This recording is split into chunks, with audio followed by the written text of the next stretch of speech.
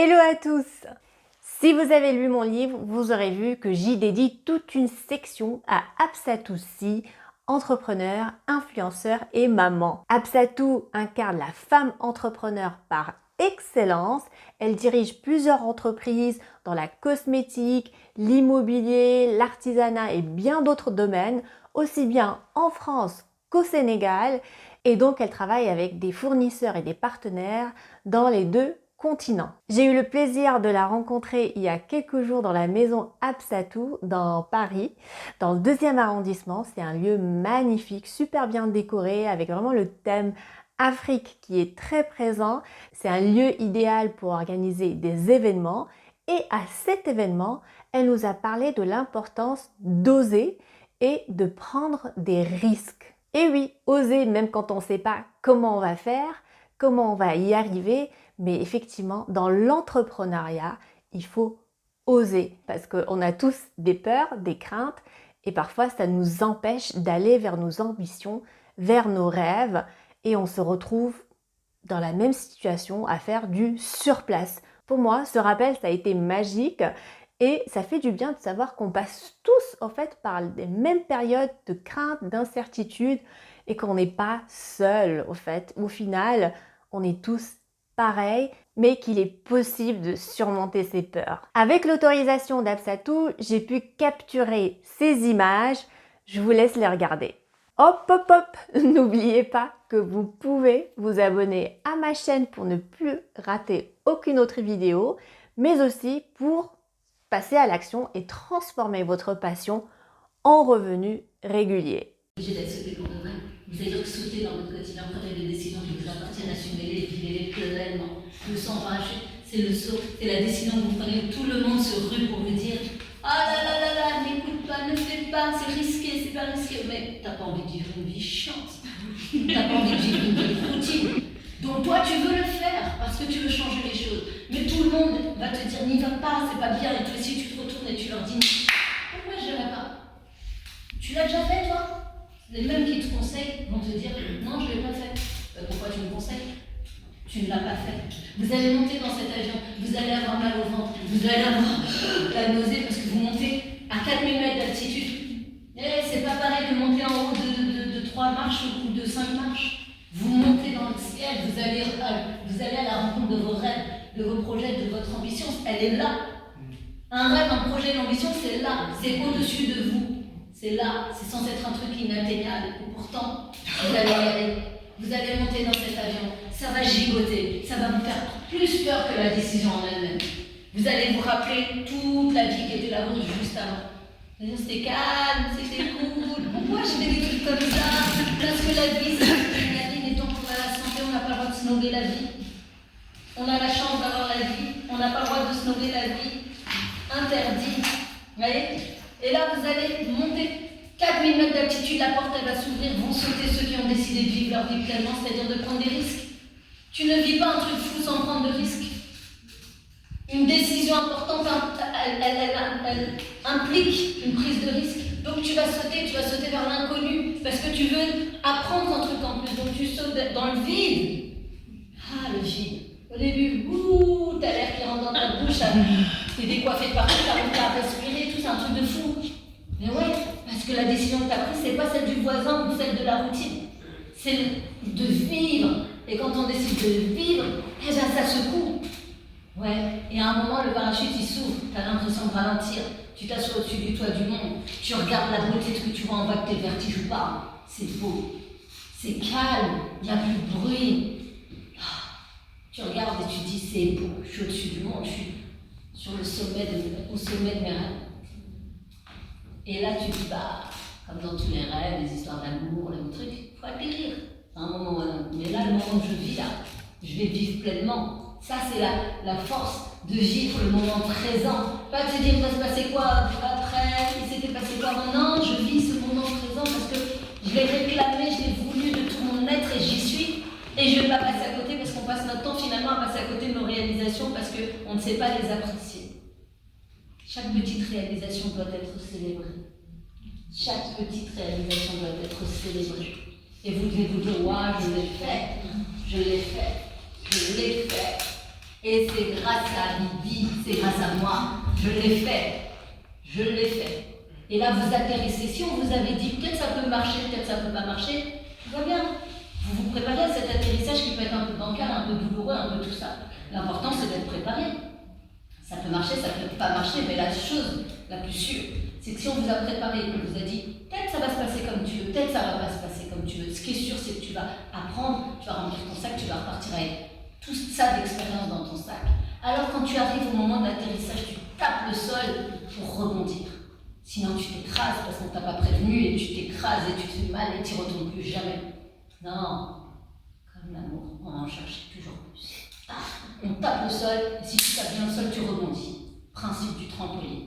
Moi, je n'ai pas pris un tremplin, j'ai pris trampoline. Je voulais faire des saltos, des rebondir, machin. J'ai tapé le sol. J'ai rebondi avec rage, à chaque fois. Et chaque jour de ma vie, je me fais un saut en parachute. Je prends des petites décisions, des grandes décisions, des moyennes décisions, peu importe. Je prends des décisions qui me font avancer. Et j'assume les conséquences de ces décisions. Et dès lors que tu assumes ça, et que tu t'émancipes du regard et du jugement des autres, tu commences à vivre. Et tu kiffes. Et c'est pour ça que je dis que je suis née le jour de mes 40 ans, parce que depuis je kiffe, je saute en parachute tout le temps que je veux, je fais ce que je veux et ce que je ne veux pas, je me mets là et je ne culpabilise pas, n'est-ce pas, Maurice? Donc c'est ce que je voulais vous partager, j'espère que vous avez un bon. Alors, qu'avez-vous pensé de ce petit discours d'Absatoussi? C'était magnifique, hein? Franchement, moi j'étais épatée, sachant que j'imagine pour elle que c'était vraiment hyper spontané. Elle avait pas ses notes, elle est tellement bien dans la prise de parole en public que ça sort tout seul. C'est hyper bluffant. Alors, on va faire un petit rappel des leçons que Absatou a partagées dans cette mini vidéo. La première leçon, c'est qu'il faut s'écouter et couper le bruit. Ça, c'est hyper important. Et moi, je le dis aussi très souvent, que ce soit dans mes vidéos, mes publications ou même à mes étudiants, c'est qu'il faut s'écouter. C'est hyper important de s'écouter, écouter ses envies, ses désirs.